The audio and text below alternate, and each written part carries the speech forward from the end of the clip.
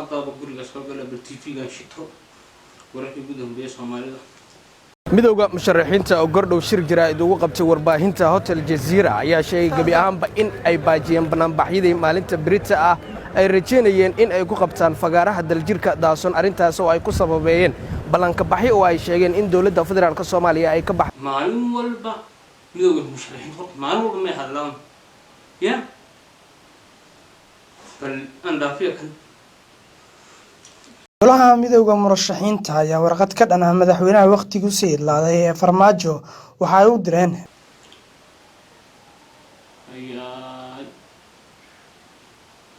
midowga musharaxiinta وتيفير Soomaalidu maana wax kale ba soo diinba wabarana dhaaf hotelkan hadda aan kala soo hadlayno waxa xalay soo degay xubno ka tirsan golaha midowga musharaxiinta madaxweynaha dalka oo ya